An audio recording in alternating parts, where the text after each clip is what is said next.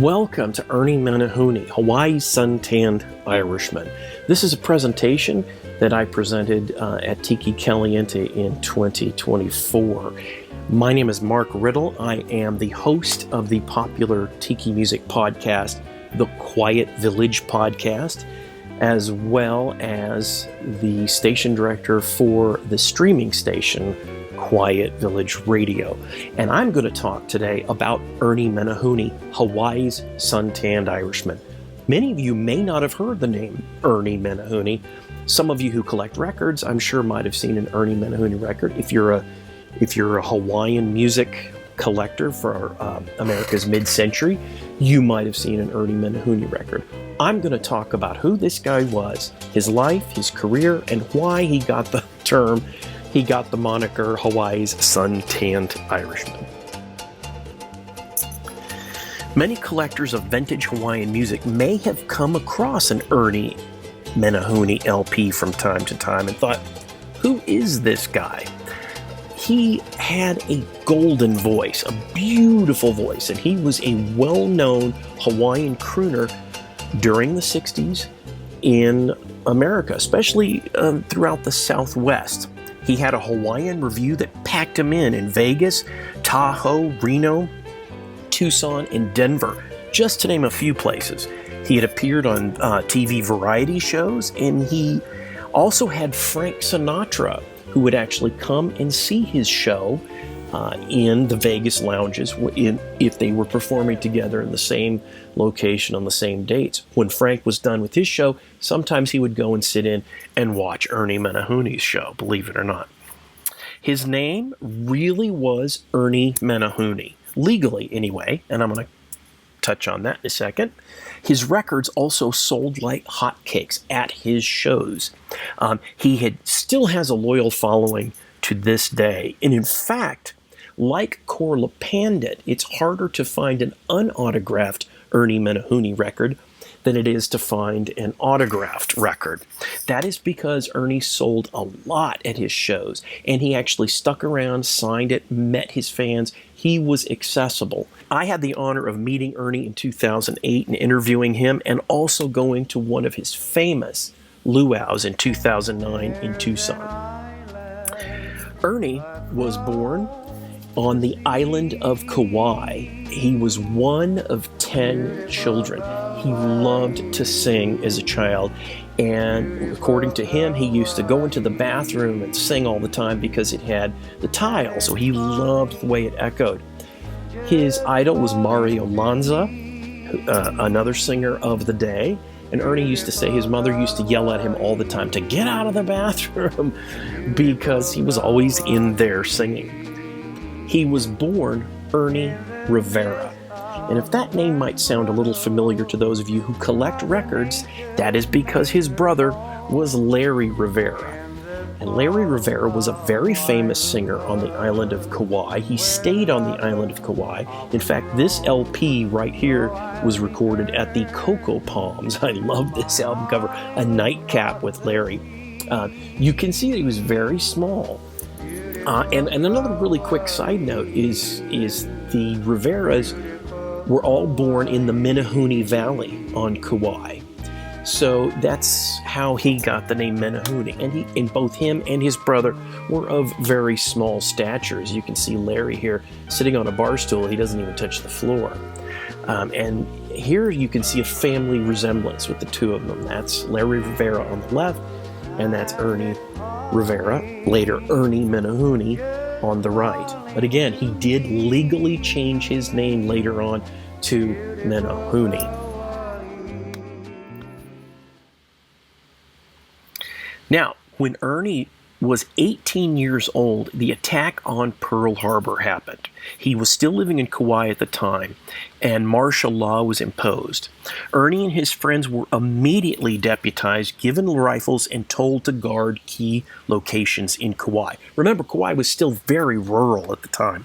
Ernie was in charge of guarding a bridge overnight. And a little side story, one morning after a long night of guarding the bridge, he was taking his gun off when it went off accidentally. It blew a small chunk out of a concrete bridge, and people came out of their houses thinking they were under attack, but that was just his gun going off.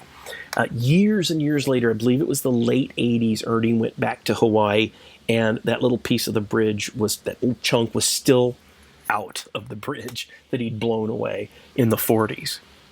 In 1953, Ernie decided he wanted to make singing his career. So he moved from the very rural Kauai to Los Angeles in 1953. He immediately got a job pumping gas at the Muller Brothers gas station. The station was at 6830 Sunset Boulevard. And here are some ads. I don't believe Ernie is in any of these pictures, but this shows the gas station. It was a large gas station, and it did servicing and all that stuff. It was very famous. Now today, one quick thing I do want to say. Ernie said while he was pumping gas that he actually got to pump gas for Burt Lancaster, which I thought was really neat. He was starstruck about that. Today, for those of you that may live in Los Angeles, this is that corner. This is where the gas station used to be. Now, the Cinerama Dome and some shops are there. But this is where it used to be. After a few years of working the night shifts, Ernie said that the weather in LA was just too cold, if you can imagine. His boss told him to go east about 300 miles, so he headed off to Arizona and Las Vegas. It was in the desert that Ernie put together his Hawaiian Review, featuring classic Hawaiian melodies and Hawaiian drumming and chants. Ernie said he quickly learned that his audience could only take about 15 minutes of native Hawaiian Polynesian music before they were just done. So he started working popular songs into the act. That's when things really took off. Ernie would open his shows with Danny Boy, an Irish classic. The audience absolutely loved it. Ernie said that he could tell who was Irish in the audience because they were the ones wiping their tears when he was done singing that song. Well, that made him feel really good, as you can imagine. At this point, Ernie got booked at all the major casinos in Las Vegas. But one of the things that was really interesting is a newspaper reporter who was writing about the show's opening that week in Vegas must have caught one of Ernie's earlier shows, because the reporter in the newspaper clipping called him Hawaii's Sun Tanned Irishman. Ernie had no idea what that meant, but he went with it. Why not? And as you can see, his second LP, he really took it on. He called it Hawaii's Sun Tanned Irishman. Ernie sold his LPs primarily at his shows, and here you can see a great picture of Ernie. He's got his little LP set up there. He's hawking the LPs himself right there. Wonderful shot. A wonderful shot. I love that. Ernie's first release, though, was called Back to Aloha Land, and it was in 1964. Up in the right, the back cover there. This one is autographed as well. There's a very young Ernie Menehune looking very serious with his lei there. And the bottom picture there on the back cover is his Hawaiian troupe, and that's him in the very back holding the machetes, what looks like machetes, in his big lei. There's another close look at Ernie in the back there, and you can see he signed that LP to someone named Shirley and Myron. Love and Aloha. I love that. You can say Ernie adopted Arizona as his home in 1952. And right in here, this is before the Hawaii's Sun Tanned Irishman LP, which came next. Here they refer to him as Arizona Sun Tanned Hawaiian. Moving along here, we can see the LPs. 64, we have Back to Aloha Land, his first one. 1965, he's leaning into that moniker of Hawaii's Sun Tanned Irishman. He took it more with pride. And this LP he called Hawaii, Sun Tanned Irishman. I actually love that cover because it does not look like Hawaii. It looks more like he's in a little lake or pond in Arizona. Those definitely look like Southwest mountains in the back there. Then we moved to 1967. He released his third album called Showtime. And this album was a live recording. This album was recorded live at the Spanish Trails Supper Club in Tucson, Arizona. And it's a great show, and it actually shows you Ernie's comedy and how he interacts with the audience and does some of his acts. And it really does highlight his singing quite a bit. Here is the back cover, which I think is kind of interesting. You can kind of see it wasn't just Ernie on the stage. He had a whole troupe with him. And you can see the two lovely ladies there on the left, and on the right, the Hawaiian cowboy, which I think is really funny. I love that this cover also says play side 1 first. You can see that in the middle of the bottom. This part I love. The Thing, you will laugh yourself sick. It's pretty crazy. I love that. The back cover shows some of the different acts and the many comedy acts that were at the Spanish Trails. So this album actually promotes the Spanish Trails pretty good. So I guess that was pretty good marketing on Ernie's part. And it's possible that the Spanish Trails helped produce this record as well. So you can see the Spanish Trails was a very happening spot in Tucson. We have Duke Ellington, Sam Donahue, Frank Sinatra Jr., Wayne King and his orchestra, Buddy DeFranco, the Glenn Miller Orchestra, the Ink Spots, all big names. They all came to Tucson, and Ernie was a regular headliner. He had a residency there. Okay, a little bit about the Spanish Trails. This is a very early picture of the Spanish Trails. It opened in 1930. It expanded in the 60s and included a restaurant, cabaret lounge, and lagoon pool, as you can see. It was here in the late 60s that Frank Stewart was visiting with his family. He was in the pool while his parents were in the lounge watching Ernie Menehune's review. Now, at the time, that was a thing. The parents would actually, even if they lived close or local, they would come for the day. They would let the kids hang out at the pool, and they would go and get snookered in the show. Frank would stand outside the lounge and listen, and it wasn't until he was some 30 or 40 years later that he got to finally meet Ernie. And we're going to talk about Frank in just a moment. And here you can see another ad from Spanish Trails. I believe this is from 1976. And you can see that Ernie is playing there. Hawaiian Showcase, that's him.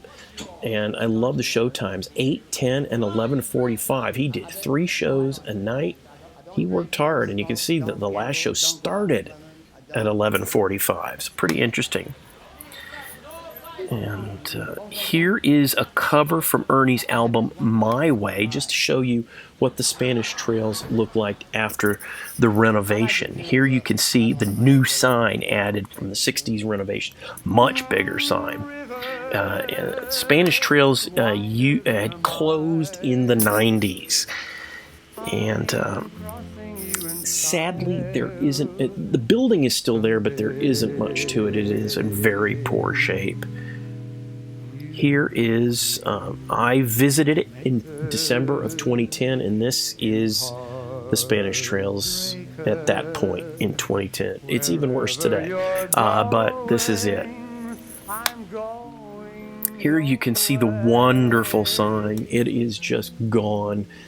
That sign that was part of that album cover that I just showed you. But here, this is in 2010.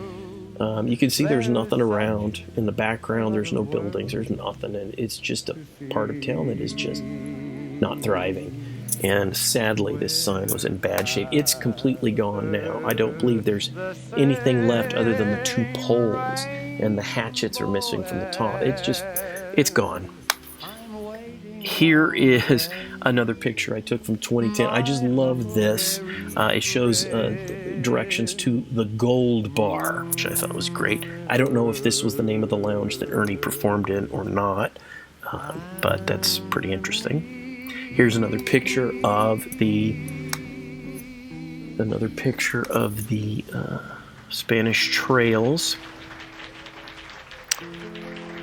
And you can see that it is in really bad shape. Here's more publicity photos of Ernie and with his Hawaiian Review. You can see Ernie had regular residences in Denver, New Mexico, Lake Tahoe, Caesar's Palace, Harrah's Las Vegas. There was the Tiki Kai, which was in both New Mexico and Denver, Colorado. I believe it was in Denver. It was in Colorado. So he would go to the Tiki Kais, and I believe one of the Tiki Kais had topless waitresses. I believe it was a full restaurant and bar, but they had topless waitresses, I do believe. So Ernie also appeared on the Donald O'Connor show, and I wish I could find a clip of that. That's just been impossible to find anything on the Donald O'Connor show, clip-wise, that is. He also had regular residencies in Southern California at Latitude 20 in Torrance. Here's a wonderful publicity photo of him and his troupe. Ernie looking very dapper there with the koa necklace there, or the beads. Oh shoot, I forgot what they are. Kukui nuts, sorry. And here's a shot of the band. Not sure where they took this photo, but you can see there's a water volcano in the background. So I'm not sure where that would have been. If they had something like that in Vegas, or if it was some park somewhere. I don't know, but that's kind of neat to see that. And here is 2 newspaper clippings that discuss Ernie's review at Latitude 20. And one on the right is Caesar's Palace, Las Vegas, as you can see. So they're using similar clippings. I love this clipping, even though it's a little rough. I love what it says. If you can't read it, I'll read it. It says, "And what a way to go, being flanked by such lovelies as Tahina and Tiare, the way Ernie Menehune is here."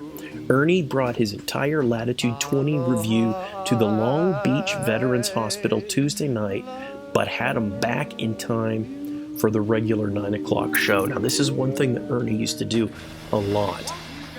He was very much into performing for the troupe. So what he would do, he would take his entire troupe with him, all of the performers, and they would go to local veterans hospitals and perform their whole show for veterans that were in the hospital. And then he would come back and do his show at the nightclub that he was at. So he was a hard worker.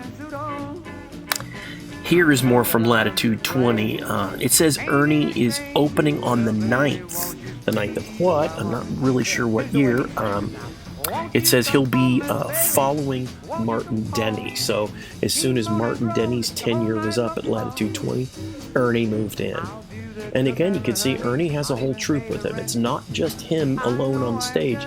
He's got performers with him, dancers and the musicians. And I love this where they refer to him as the cherubic little guy, now starring at Hop Louie's Latitude 20 restaurant. And they also say if you've never heard him do Impossible Dream, then you just ain't lived. I loved that. Okay, here's another one. This shows a reference to Kay Kalani and what he does with his stomach. So, and that we're going back to the thing. It must be what they're referring to. They don't actually say, but that would definitely mean the thing. So this gentleman, Kay Kalani, was part of Ernie's troupe, and he would do this thing, which I think is hilarious. Here's another clipping from the Press Herald, January 17th, 1968. There is quite a few mentions of Ernie and his review coming to the Latitude 20. Here's a clipping. You can see the Press Herald from 68. Chicken dinner, ranch style. Yay. Here's another piece, another little clip there. Ernie Menehune, The Golden Voice. Cantonese and Mandarin dinners, complete review, dancing. I love that. That's great. Okay, here is another two-color ad featuring Ernie at the Latitude 20, and he is standing on a junk, and I'm not exactly sure where that would be. Here we have an official Ernie Menehune fan club card. This is about the size of a credit card, but this is a real rare thing to see, and you can even see it's written charter member in yellow there. Ruby Nelson appears to be president. I don't know who these people are. Robert Perry is the official member. I love that picture of Ernie there. It looks like he's standing almost on a golf course. I don't believe he may have a golf club with him. He looks very dapper. He actually looks very Irish in that picture. And I just love that he had his own fan club and everybody got these laminated cards. And it says Hawaii's Sun Tanned Irishman, which is very fascinating. Okay, here we go. So we're going back to Ernie's record, 64, Aloha Land, the first one. 65, Hawaii's Sun Tanned Irishman. 67, Live at the Spanish Trails, Showtime, which is a great album. 1967 also was Around the Town with Ernie Menehune. Great cover, love that one. Then we go to roughly 68, 69. I'm not exactly sure on the release date on this one, but we have Ernie Menehune's Waikiki Jackpot, Hawaiian style. I love that cover. He's standing next to a giant slot machine. Then we move to 1974, where we have My Way. Now this record, he's kind of moving more away from the Hawaiian, getting more into the pop songs of the day. And this one also is promoting Spanish Trails quite a bit. This is not a live record, but it does promote Spanish Trails quite a bit. And then 1975, we have Ernie's last official release recorded record, My Hula Maid. And you can see there, he's looking a little bit older, looking a little more 70s. This record kind of moved back to Hawaiian, although it tended to have a little more of a country feel with the Hawaiian songs. So he's trying out some different stuff there. This is Tucson in the 60s. This is a rather famous shopping center in Tucson. Fast forward to the 2000s. Ernie's star has faded quite a bit by this time from the limelight, but he has settled in Tucson. Actually, I believe he settled in 74 or 75. He officially settled in Tucson, where he bought a 5-acre ranch outside of town in the west part of Tucson. Ernie's fan base never waned, though. Ernie would still perform from time to time in hospitals and nursing homes. In 2007, he was inducted into the Tucson Music Hall of Fame. This posting is actually from their website at 2016, but he was officially inducted in 2007, which I don't believe they had much of a website at that time, probably.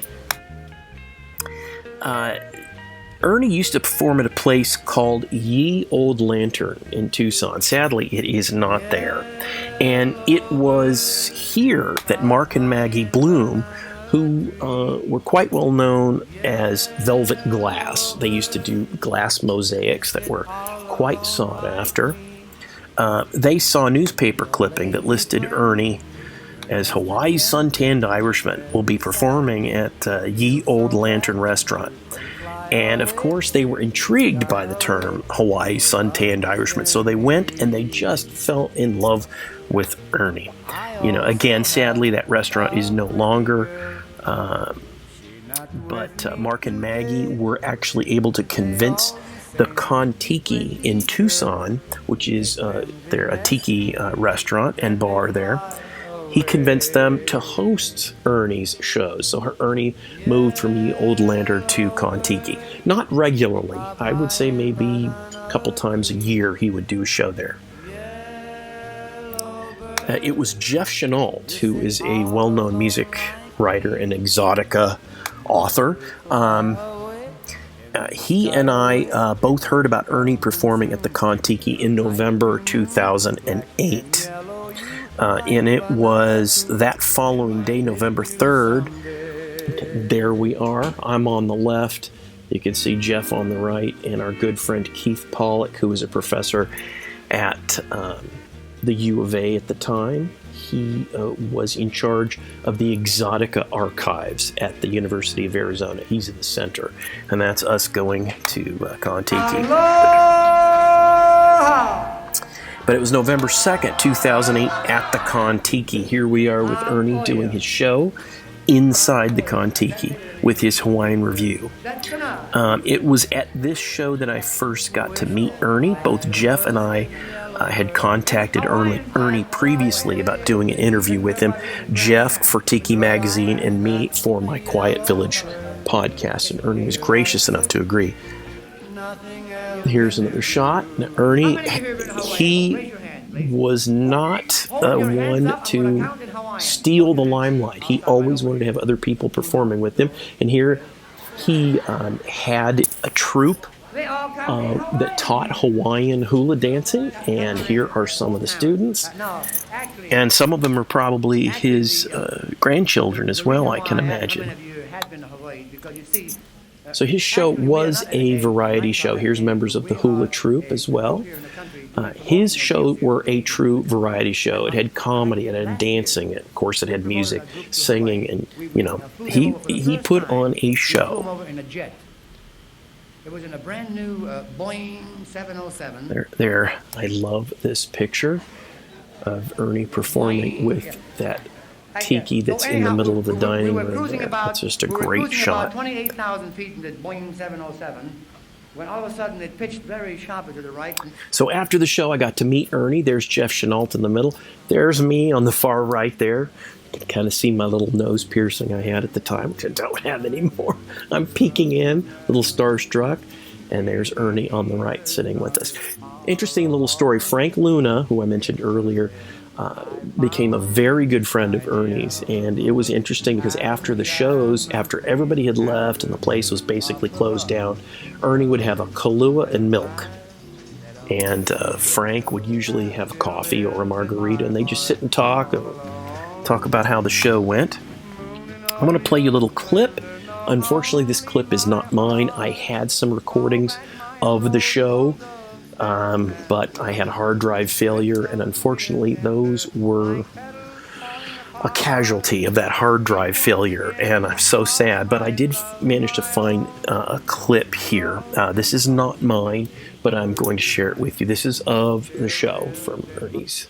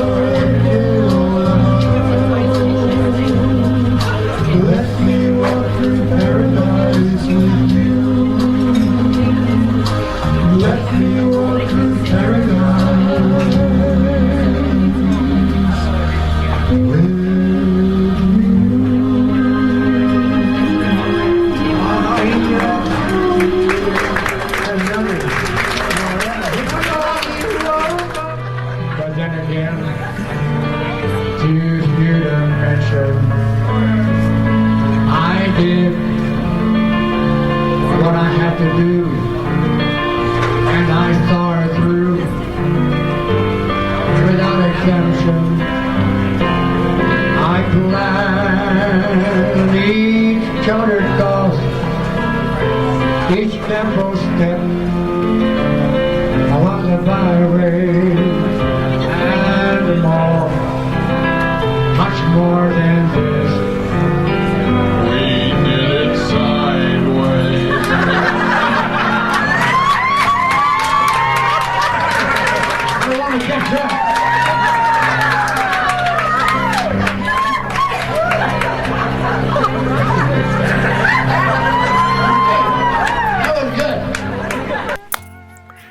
The next day, on November 3rd, we were invited out to Ernie's home, which is called Menehune Ranch in West Tucson. And here is a picture of the sign. And what a beautiful place. 5 acres.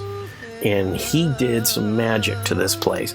I love this shot. Here's a picture of his mailbox. And Ernie carved this tiki. He carved his own tikis, and all of his tikis had a really unique style, as you can see here. So I love that mailbox. In fact, here is another tiki that Ernie carved. This one, I really loved this tiki here. And Ernie posing with his tiki. He liked to do these Kamehameha headdresses on the tikis, which you can see is like a slice of the palm log cut in half, and it's put on like a King Kamehameha headdress, which I really like that idea. Actually, and this tiki would later become a tiki mug, which I'm going to talk about in just a little bit. Here's the entrance to Menehune Village, and there again, held up by carved tikis there. You can see another tiki on the bottom right. And I love this. There's the sign, established 1975. So that says that tells me that he moved in here in 75. And here is Ernie talking with Jeff Chenault. We're now looking the opposite way. We're inside the property looking out, and you can see in the left-hand side there is that Menehune Village sign that we showed from the other direction. The grass, though, this is not grass and it is not turf. This is one of the really interesting things that I really loved about Ernie's area. He had this big luau grounds, and it was huge. Big chunk of this property was covered in this green, what looked like turf, but it wasn't, because in Tucson, it's very hot and it's very dry, so grass doesn't grow easily. It cost a lot of money if you were going to have real grass in an area that big. In water, basically, it would cost a lot of money. So what he did was he laid down carpet and he painted it green. It wasn't even green carpet. He would get carpet remnants from here and there, and he would lay them down and he would paint them green. So you'd walk in and just see this lush green lawn, and it wasn't a lawn at all. It wasn't even fake turf. It was carpet. And here they are from the same spot, but you can now see the lagoon behind them. Ernie built this lagoon. He dug it out. It had a little pier, had a fountain in it. I believe it did have fish. There were definitely ducks that had called it home. There's reeds there you can see. There was even a little canoe that he had. So it was a tropical paradise. Here's a picture of the lagoon, a little bit better picture there. You can kind of see that fountain there in the middle right. It's kind of spraying out a little bit. Pretty good sized lagoon. And here is Ernie. He had koi. He had a koi pond. He's feeding his koi. He had that little bit of fencing over that because birds of prey out in the desert would come down and pick them off if they didn't. So that protected the koi. He also had a shark, a 9-foot shark. You can see here he named him Jaws.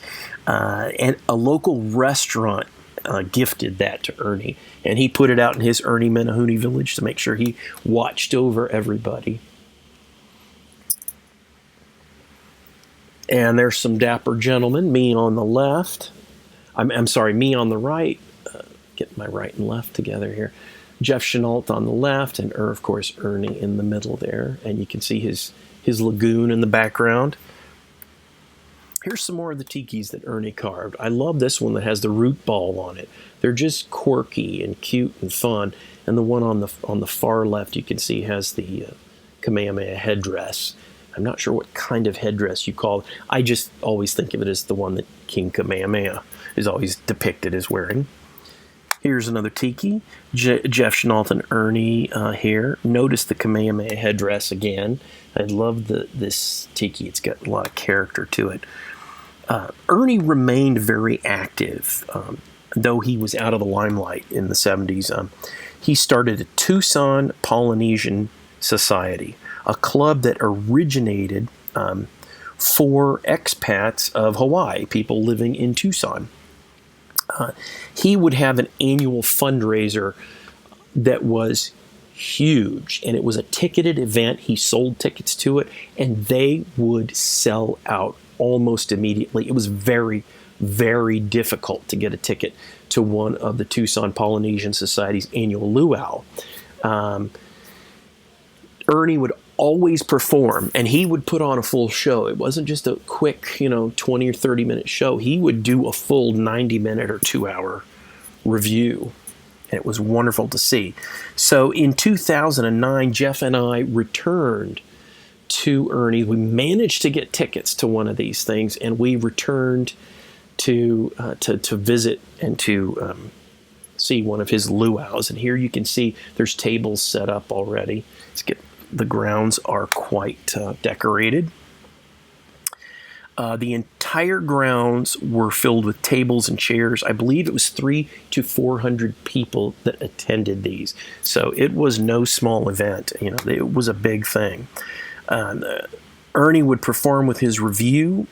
Classic Hawaiian pulled pork, pineapple, macaroni salad, Spam, and other Hawaiian classics would be served. Again, to 300 to 400 people. That is amazing. And again, there's that tiki there. I love that tiki that later will be made into a mug. And there we are there. That's me on the left. That's Maggie Bloom right next to me.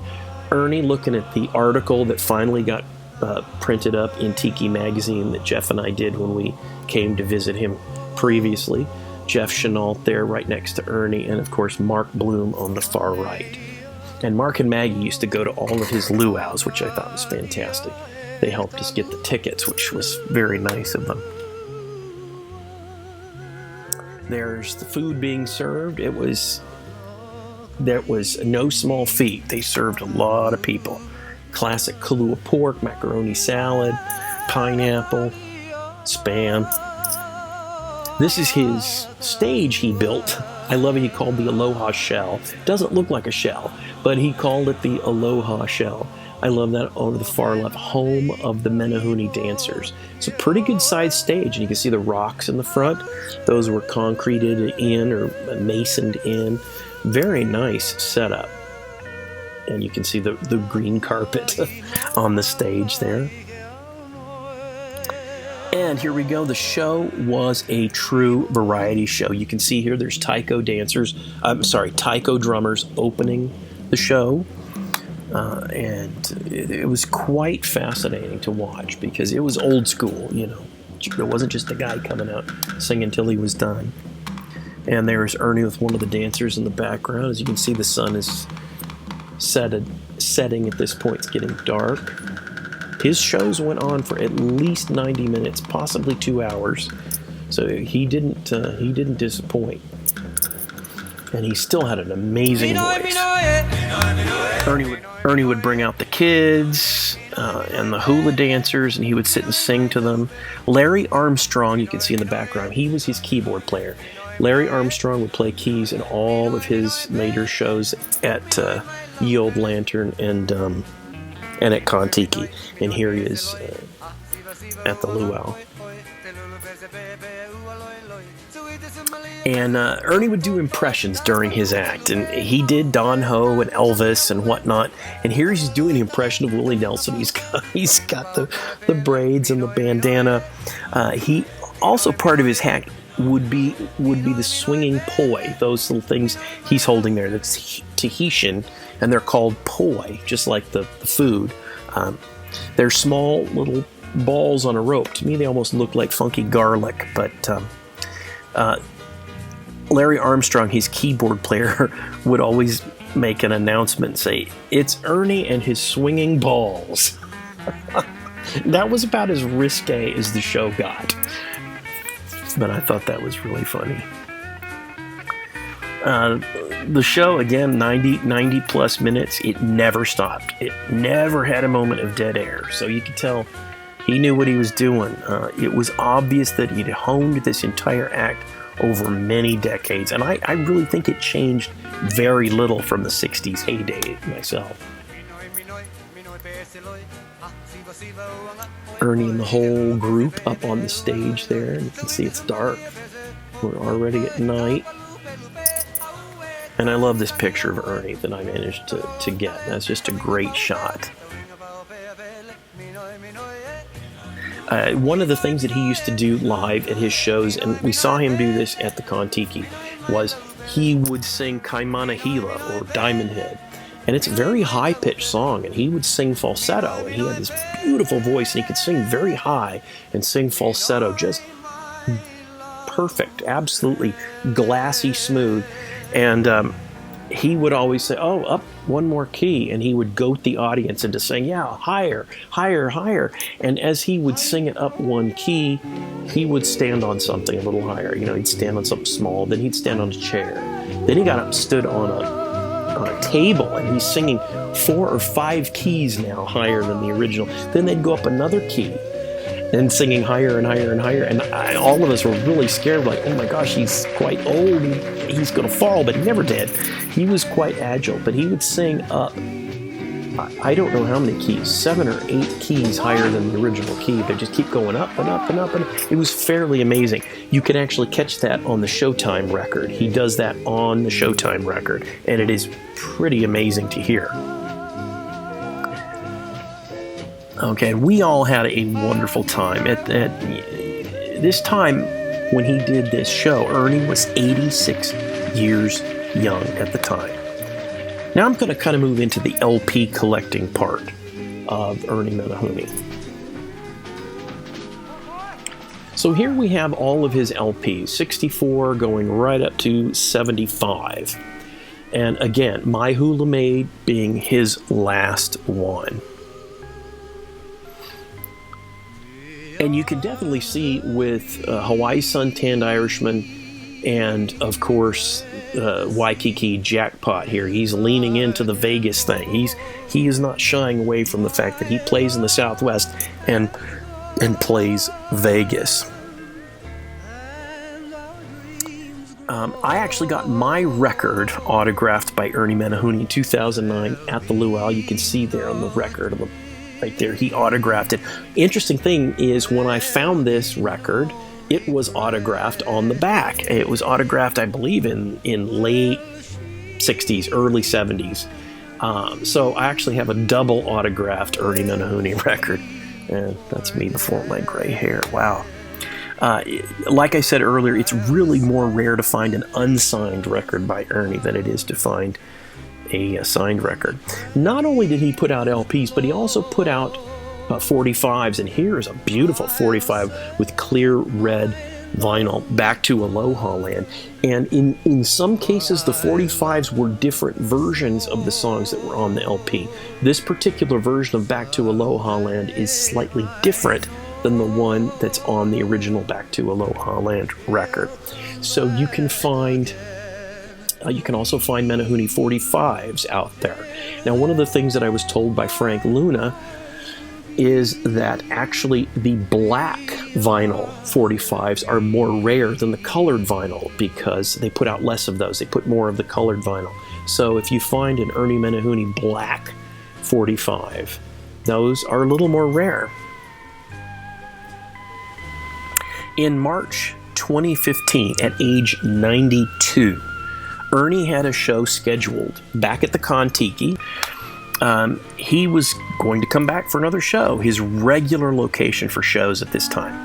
Lou Lazos, the manager you see on the left there, got a call from Ernie just a few days before the show. Ernie said, Lou, he said, don't be mad at me. He goes, but the doctor put the nix on the show. It was only a few days later that Ernie Menehune passed away at age 92 on March 26th, 2015. I'll remember you long after this lovely summer. And here's a clipping from the Honolulu Star Advisor. So that you can tell he's living in Tucson at this point, but the Honolulu Star Advisor actually had a clipping here, which I think is wonderful. My favorite part is the last quote you can see in the bottom right, where it says, "Singing is good for the heart." That was an Ernie Menehune quote. Ernie was interred at the Kauai Memorial Gardens on his home island of Kauai, which is his birthplace. Here is a web version from Tucson.com talking about Ernie Menehune's passing. I love they call him Tucson's answer to Don Ho. And this is a picture of him doing, I believe it was a charity event. Not long before his death, you can see. And this picture, I love this. The man on the left is Frank Luna, the gentleman I talked about, who heard Ernie Menehune performing at the Spanish Trails as a kid, and finally got to meet him. Frank lived in Tucson as well, and the two became very close friends. They were best buddies, and Frank went to all his shows and helped out where he could. I learned that Frank started out as a young boy who remembered visiting Spanish Trails, and he would hang out outside the door to the lounge and listen to Ernie, but he couldn't get in because he was a kid. Years later, Frank told me in Tucson in the 80s, he was getting ready for work, and he used to work at a local radio station. He was a DJ. Then he heard Ernie's voice on the TV show, on the morning show. And he called in and got to speak to Ernie, and they became the best of friends, and Frank helped Ernie do shows and helped him with logistics and all those sorts of things. Frank tells the story that after the Kon-Tiki show, they would sit together in the restaurant, after the restaurant had already cleared out, and Ernie would have Kahlua and milk, and they would just sit and talk about the show and everything that happened, and just basically guys sitting around chit-chatting. I love this picture right here. This is old Ernie holding a photo of young Ernie. Frank actually had a publicity photo of Ernie, which is a wonderful photo. He had it blown up and framed, and he gave it to Ernie, and he was very excited, as you can see there. Right before his death, Ernie willed all of his recordings to Frank. Frank had been an audio engineer most of his life, mostly in radio, so Ernie knew the tapes would be cared for. And that was one of the things that he told Frank. He's like, I know you'll be the one that will take care of these tapes and make sure that they are treated properly. Upon his death, Frank began to painstakingly digitize all of Ernie's tapes and preserve them to reissue them on CD. Actually, I take that back. It was right before his death. Ernie actually got to hear 2 or 3 of his records digitized in digital clarity, and he was quite impressed by it.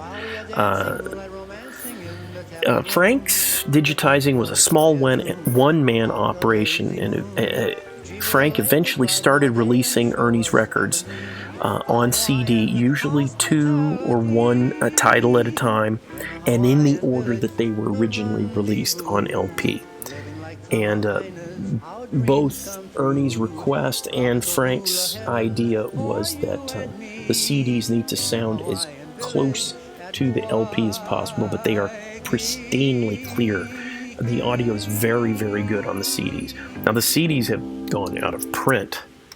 So, okay, I'm going to backtrack just a tiny bit. Like I said, during the 60s and into the 70s, Ernie performed regularly with his Hawaiian troops at the Hawaii Kai. And they actually had 2 locations, one in Denver, and they had one in New Mexico. I'm not sure which one this is. This is a postcard. I love this postcard. So you can see the Tiki Kai here.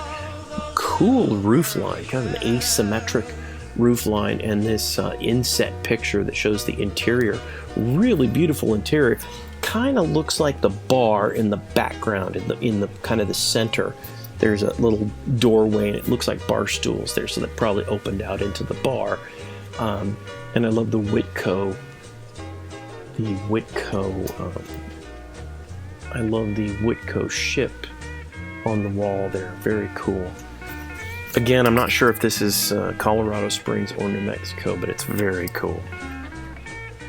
One of the other places that Ernie performed in Colorado Springs, he had a regular residency, was the Antlers Hotel, and this is an early picture. I want to say this is early 60s. This is the Antlers Hotel. Very cool looking. Sadly, here's what it looks like today. Yes, another victim of the cool architecture getting turned into squares. Sadly. Inside the Antlers Hotel was a bar called the Piccadilly Bar. This is what it looks like today. I could not find a photo of the Piccadilly Bar back in the day, so I have no idea what it looked like back then, but this is it today. And Ernie used to perform there regularly. It was while Frank was digitizing Ernie's old master tapes that he discovered an unreleased, complete recording of Ernie live at this Piccadilly Bar. The notes inside the tape box simply said January 22nd, 1972. So it is the performance from January 27th, 1972. It turned out to be a complete, unedited recording of one of the 3 nightly shows that Ernie performed at the Piccadilly Bar.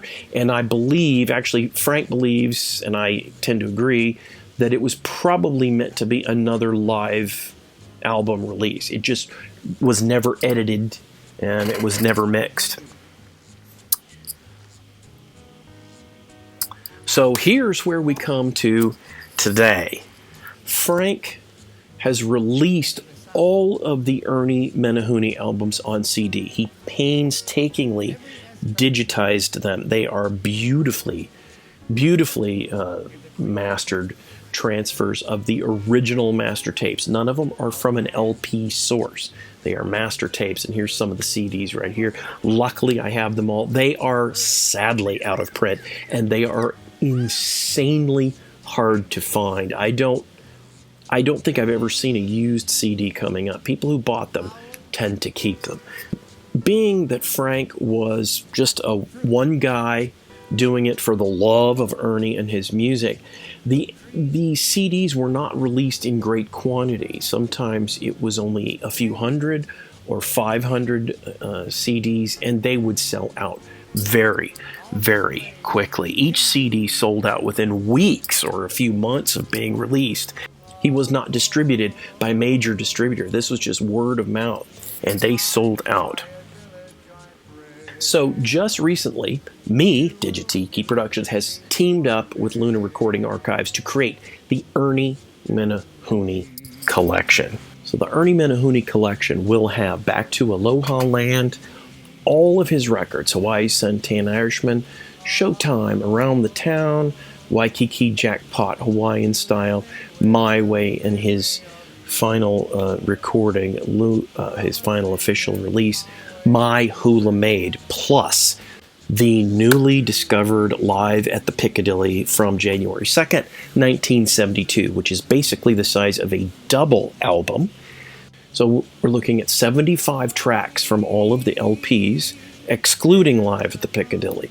We're looking at plus 9 bonus tracks. Now these are outtakes, alternate versions, some 45 versions that were only available on 45, not on the LP, including Ernie's last recording, which is him doing Tiny Bubbles with just a ukulele.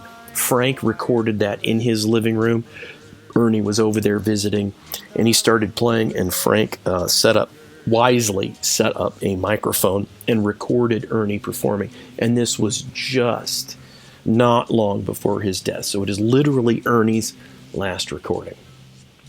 Plus, new tracks that make up the Live at the Piccadilly recording. Again, this is completely unedited, so you're getting everything, including bumping the mic and some dead air and a little bit of talking and all that stuff. So it's quite nice. 125 total tracks on this collection, plus 3 episodes from My Quiet Village podcast, one of them being the interview with Ernie, an interview with Frank Luna about Ernie's music and releasing the CDs, and a memorial episode with talking about friends who knew Ernie and worked with him. So 3 of those episodes. And it will all come on a bamboo custom etched flash drive. It's laser etched with Menehune in it. And it's very small, but all of these will come on there. It will come in 3 formats. It will come in lossless FLAC format, M4A format, which is Apple's lossless format, and high resolution MP3s. So all 125 tracks and the Quiet Village episodes will all be in 3 different digital high resolution formats. You'll also get pictures of the album covers and PDFs of the liner notes as they are, all on the flash drive. The beauty is this flash drive will sit nestled, held by a tiki mug that is Ernie's carving. It is a copy of one of Ernie's carvings that I mentioned earlier on. We showed a picture of him standing next to it. This is the mug, so you can see it's holding the Ernie Menehune collection. And there's the headdress that he liked to put on his tikis. And I love the wording on the back, Menehune. And there he is, next to the tiki that inspired it. This is one of Ernie's tikis. And you can see it is a beautiful recreation, holding his complete collection. This will constitute Ernie's final release, and it will include everything that he has recorded, or at least that is known to have recorded. So there you have it. Thank you all for watching. Hope you enjoyed this presentation. Hope you learned a little something from Ernie and enjoyed the pictures as much as I did. And always remember, like Ernie said, singing is good for the heart. Aloha, everybody.